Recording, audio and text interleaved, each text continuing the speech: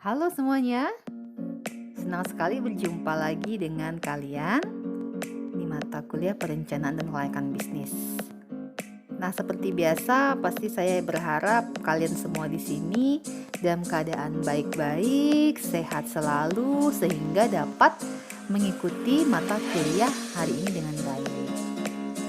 Nah, kita langsung saja. Di materi kita yang kedua, di sini kita berbicara tentang kajian aspek legalitas.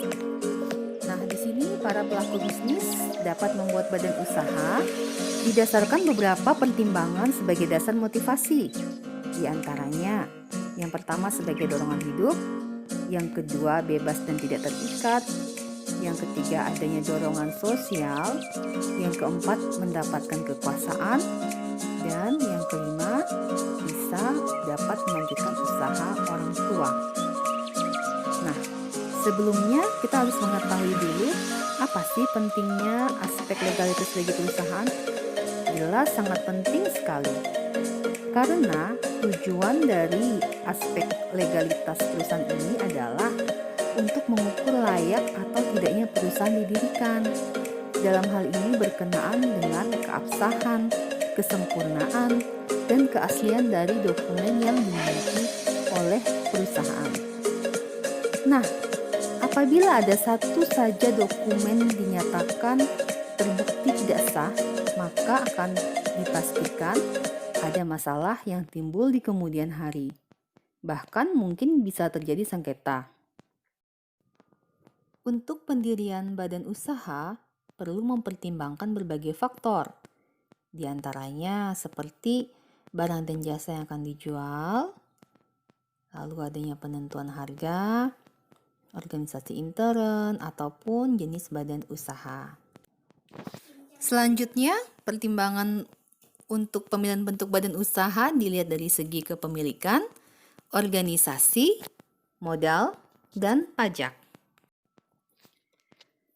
Nah, untuk jenis-jenis badan usaha dapat kita lihat adanya perusahaan perseorangan, perusahaan kemitraan atau partnership seperti firma dan CV, lalu PT atau perusahaan terbatas, kemudian perusahaan negara, BUMN, perusahaan daerah, yayasan, atau koperasi. Untuk perusahaan perseorangan, perusahaan ini sudah barang tentu hanya dimiliki oleh satu orang saja. Oleh sebab itu disebut perseorangan. Firma, nah perusahaan ini didirikan oleh 2 orang atau lebih, biasanya untuk perusahaan keluarga. Lalu CV, perusahaan yang didirikan hanya atas dasar kepercayaan. Ada pihak yang menjalankan perusahaan dan pihak lainnya yang memberikan modal. Perseroan terbatas atau PT merupakan perusahaan yang didirikan dengan pembagian saham tertentu dan persyaratan lainnya ditetapkan dalam undang-undang. Dan untuk perusahaan negara atau PN, perusahaan didirikan atas nama negara dan berdasarkan undang-undang. Perusahaan daerah yaitu perusahaan yang didirikan sesuai dengan peraturan daerah yang berlaku. Sedangkan yayasan merupakan perusahaan yang didirikan atas dasar tujuan sosial dan kepemilikannya disesuaikan. Bisa saja personal, bisa juga kerjasama dari banyak pihak.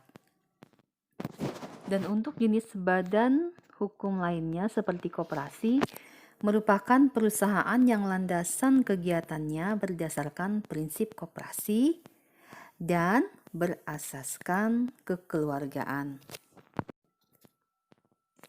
Untuk tujuan dokumen dan perizinan ini ada beberapa, di antaranya untuk melindungi kepentingan perusahaan itu sendiri.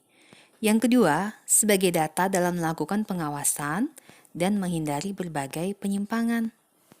Serta yang ketiga, untuk memudahkan instansi tertentu untuk mengambil tindakan, sehingga tidak menimbulkan kerugian pada pihak tertentu bila perusahaan melakukan penyimpangan.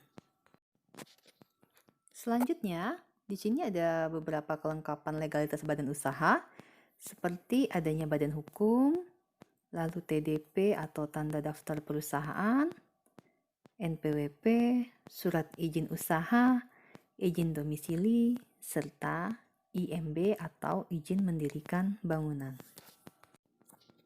Nah, demikianlah materi mengenai kajian aspek legalitas. Silahkan bagi yang ingin bertanya atau yang ingin menanggapi, bisa diajukan di grup yang telah kita bentuk. Jadi, untuk sementara kita cukupkan sampai di sini dulu. Terima kasih atas perhatiannya semua, dan selamat siang. Tetap semangat, stay safe.